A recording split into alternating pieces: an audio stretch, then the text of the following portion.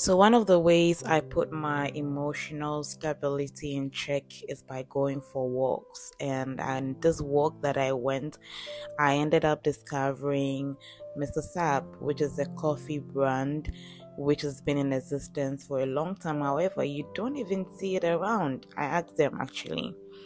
Anyways, going on this walk, I'll show you around town and I'll show you around the hood and wherever I go. But in doing this, I want to just read a portion of a book that I'm reading with you. It's called The Psychology of Money by Morgan Housel. And this chapter is talking about the fact that nothing is free. Everything has a price, but not all prices appear on labels.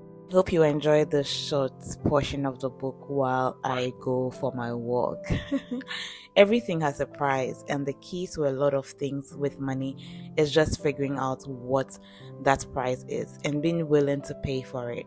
The problem is that the price of a lot of things is not obvious until you have experienced them firsthand when the bill is overdue. General Electric was the largest company in the world in 2004, worth a third of $1 trillion. It had either been first or second each year for the previous decade. Capitalism's shining example of corporate aristocracy. Then everything fell to pieces. The 2008 financial crisis sent GE's financial division, which supplied more than half of the company's profits, into chaos. It was eventually sold for scrap.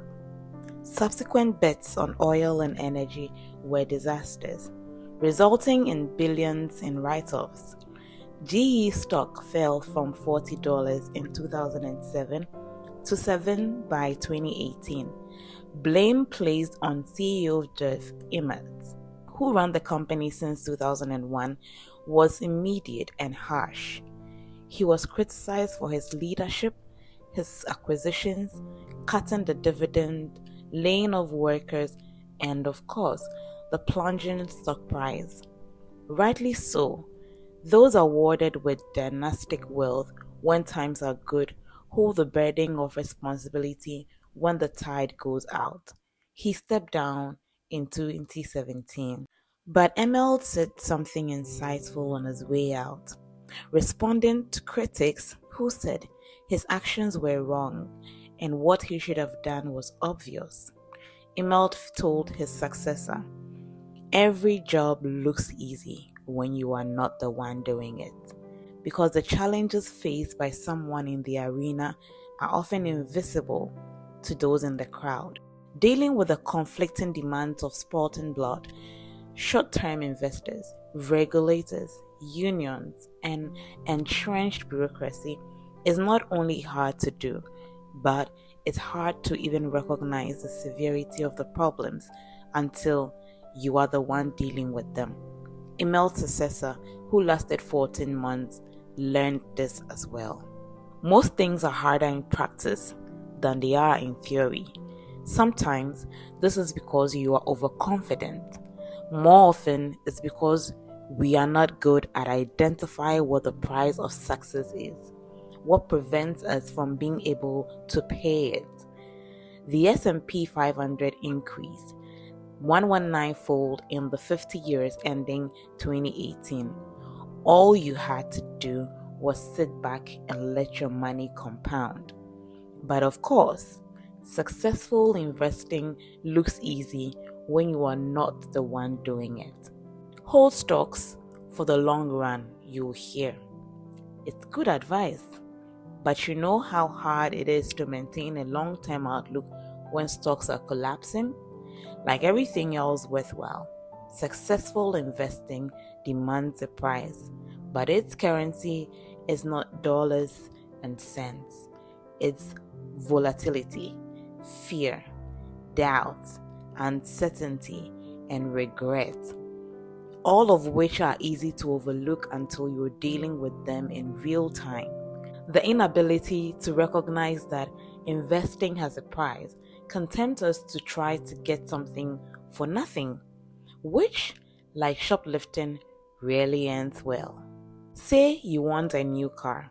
It costs $30,000. You have three options. 1. Pay $30,000 for it. 2. Find a cheaper used one. Or 3. Steal it.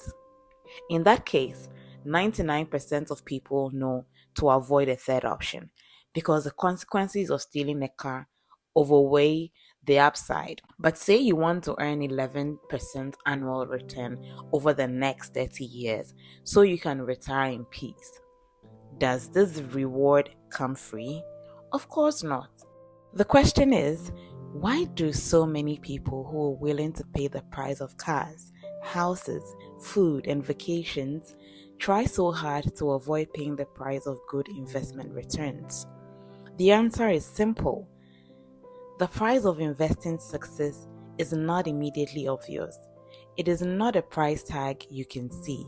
So when the bill comes due, it doesn't feel like a fee for getting something good.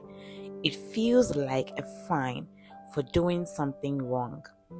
And while people are generally fine with paying fees, fines are supposed to be avoided. You are supposed to make decisions that preempt and avoid fines. Traffic fines and IRS fines mean you did something wrong and deserve to be punished. The natural response for anyone who watches their wealth decline, the views that drops as a fine, is to avoid future fines. It sounds trivial, but thinking of market volatility as a fee rather than a fine is an important part of developing the kind of mindset that lets you stick around long enough for investing gains to work in your favor. Few investors have the disposition to say, I'm actually fine if I lose 20% of my money. This is duly true for new investors who have never experienced a 20% decline. But if you view volatility as a fee, things look different. Disneyland tickets cost $100, but you get an awesome day with your kids and you will never forget. Last year, more than 18 million people thought that fee was worth paying. Few felt the $100 was a punishment for a fine. The worthwhile trade-off of fees is obvious when it's clear you are paying one. Same with investing, where volatility is almost always a fee, not a fine. Market returns are never free and never will be. They demand you pay a price, like any other product. You are not forced to pay this fee, just like you are not forced to go to Disneyland. You can go to the local county fair where tickets might be $10 or stay home for free. You might still have a good time, but you would usually get what you pay for. Same with markets. The volatility or uncertainty fee, the price of returns, is a cost of admission to get greater bonds than low fee perks like cash and bonds. The trick is convincing yourself that the market's fee is worth it. That's the only way to properly deal with volatility and uncertainty. Not just putting up with it, but realizing that it's an admission fee worth paying. There's no guarantee that it will be.